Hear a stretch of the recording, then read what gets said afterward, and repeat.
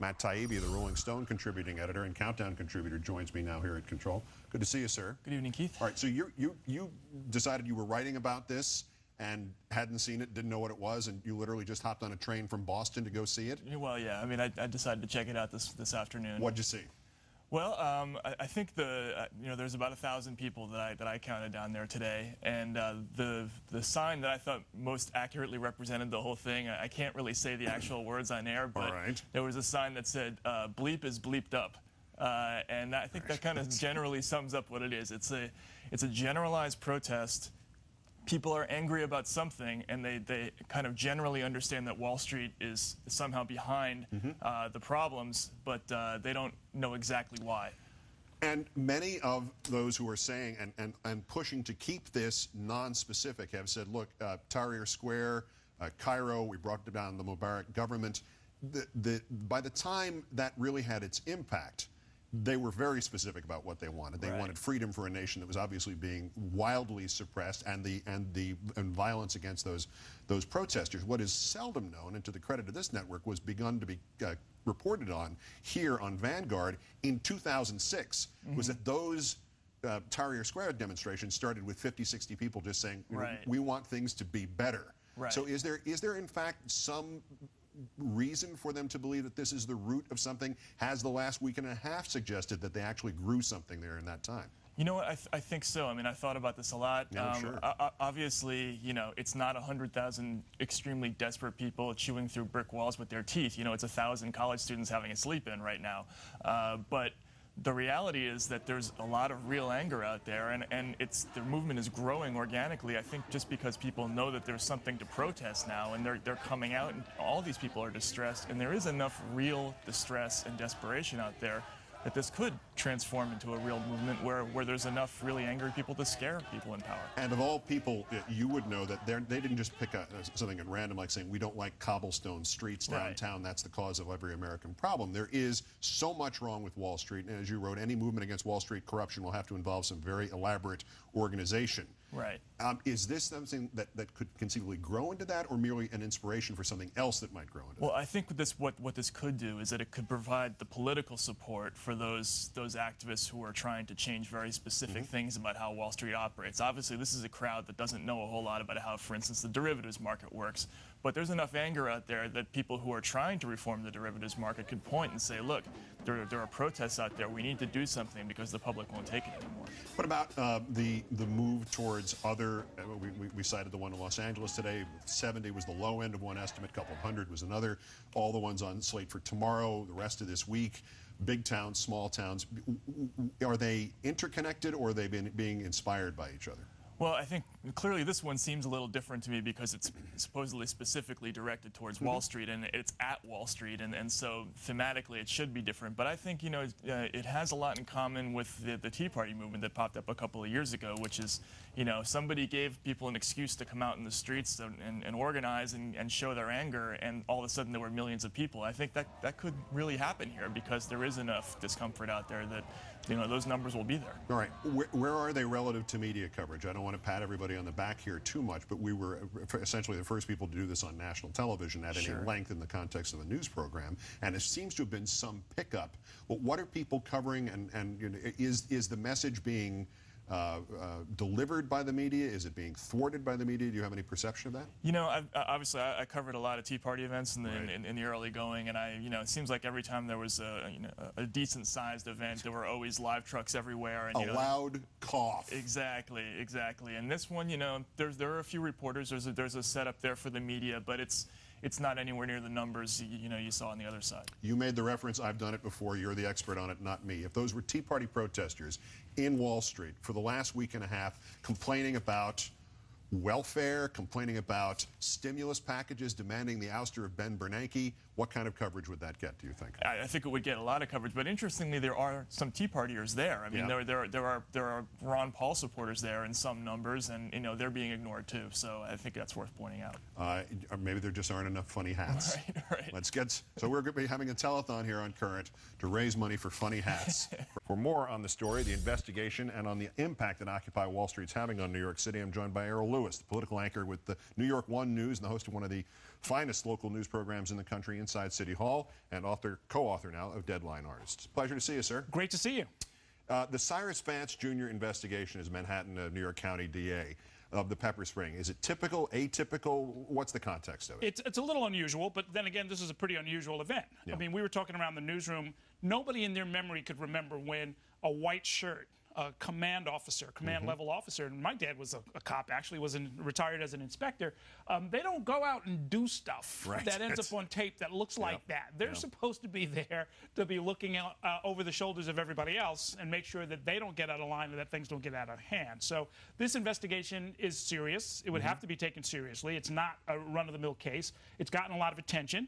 These viral videos, they do make an impact. I mean, every prosecutor, including Vance, would say, no, this is the dispassionate, neutral administration of justice. But the reality is you get 400, 500, 600 complaints. You get press inquiries from all over the world. It's time to assign somebody above the level of intern to look into the case. Like the case several years ago where the protester who was clotheslined by the guy, by the officer, the bicycle incident. There was video of it, and it was very compelling. And that was a rookie. He was still on probation, and he lost his job. This is way different. Do you have an even speculation as to why this senior officer would have been involved in this under those circumstances? Well, I mean, I can tell you, knowing some people, including family members, I mean, they get into it. They remain cops, even if they're bosses, and if they see something they don't like, they want to take action. That's very much the sort of the profession calls for it, and that's the spirit of the department.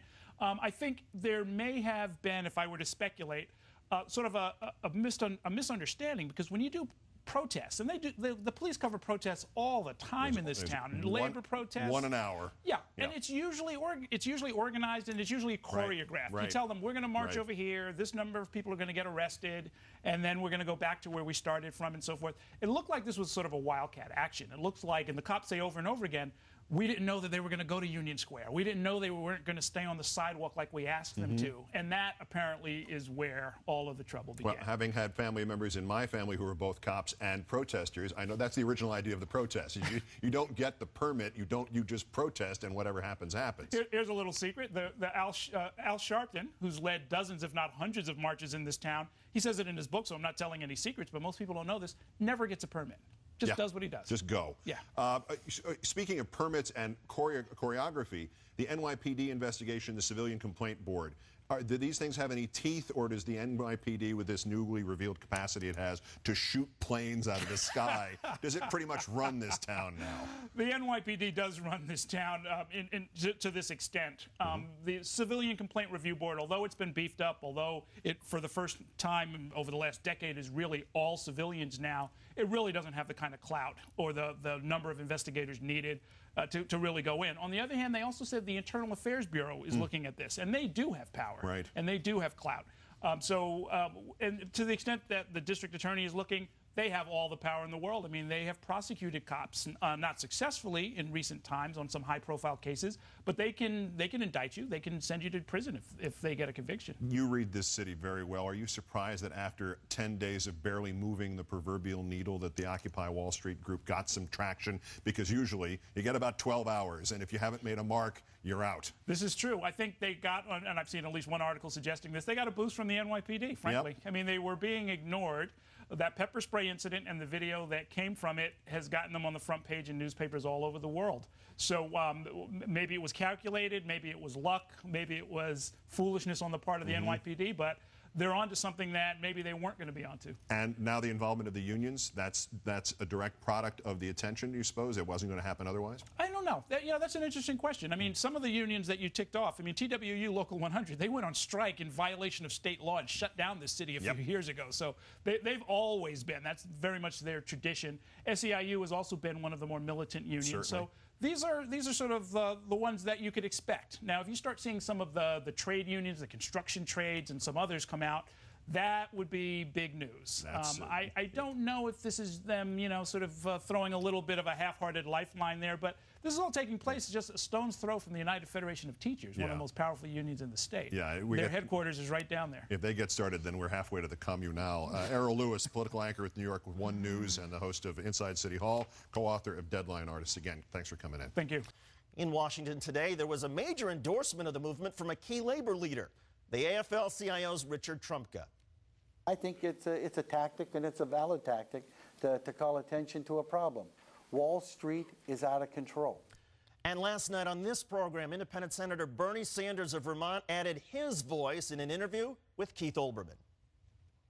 My message is reach out to working people, reach out to the unions, reach out to the middle class, bring people together demanding real Wall Street reform so that the function of Wall Street is to provide capital to the productive economy, create jobs that we desperately need, rather than continue to engage in speculation and casino-type activities, i.e. real Wall Street reform. Joining us now, the first major labor leader to lend support to the Occupy movement, John Samuelsen, president of Local 100 of the Transport Workers Union. John, thanks for being here. Thanks for having me. Why is the TWU getting involved? Well, I believe to a large extent the protesters on Wall Street are singing the same song and fighting the same battle that our union has fought for the last 18 months. Basically, that working families in New York State are definitely getting shafted, while the wealthiest folks in New York State are getting a tax break. What have your members been thinking as the protests have developed? Well, the protests in the greater context of the protest are that New York State has just eliminated a tax on the wealthiest folks in the state, while working people are truly suffering. If you make $1 million a year, you're bringing home an extra $408 a week under the eliminated millionaires tax. We have a lot of folks in New York City that aren't even making $408 a week to take care of their families. So in many ways, the protest on Wall Street resonates with the working folks in our union who run the system in New York City. I know that earlier you were checking in with some of your fellow union members to see how things were going. Any rough estimate as to how many members of your union took part in the protest today? We have a couple of hundred members down there. The executive board voted to endorse the movement just about a day and a half ago. So as time progresses, we're going to have a more organized presence and a more coordinated presence. But certainly members did turn out today, and they do feel a sense of solidarity with the protesters on Wall Street. What about in other cities? Will TWU members in other chapters also join those protests? San Francisco, Boston, Washington, D.C.? I would imagine that's inevitable, and certainly our sister Transport Workers Union locals in New York City have already reached out to us to put forth a unified front for the TWU in New York. What do you hope that the protests, as they are joined, what do you hope that they will accomplish? Well, I think the speakers that spoke before me just now, they kind of nailed it on the head. There's a sense of desperation, I believe, for working people and working families in this country that the folks that run government just don't get. You know, there's a lot of millionaires in Congress that have no idea, a lot of millionaires in the New York State legislature, for that matter, that have no idea what it's like to have to go out and buy a pair of shoes for children every month, or what it's like to have to feed kids, or pay tuition, or pay a mortgage. So there's a lot of folks in government that are out of touch. These protests, for one thing, have brought attention to the disparity in wealth in the United States that's developed over the last few decades. Have these feelings about Wall Street in your particular union, your colleagues, have they been simmering for a while since the bailout? Absolutely, absolutely. I think our union is representative of working families across New York City, and there's a sense of outrage. You know, just the attacks on the public sector in New York State, the attacks on public sector unions. At the very moment when the wealthiest New Yorkers are getting a tax break, there's efforts to balance the budget off the backs of public sector workers. We're a public sector union. There's an expectation that we're going to accept zeros and greatly enhance medical benefit contributions, while the wealthy folks in New York State are bringing home hundreds of dollars more a week than they were bringing home 6 months ago. Any concerns that while the protests are now pretty effective in terms of catching on, they seem sort of, you can sense the passion there when you see those pictures and when you're down there, but they seem better in a sense at staging protests than in articulating their clear demands. Any concern about that? No, not at all. I think one of the great benefits that organized labor entering into this fight will bring is an ability to articulate the message, and articulate that message on behalf of working families, whether they're in unions or not in unions. Well, John, we certainly appreciate you coming in. John Samuelsen is the president of the Local 100 of the Transport Workers Union. Good luck to you, and thanks again for being on the show. We appreciate it. All right, thank you. You're welcome.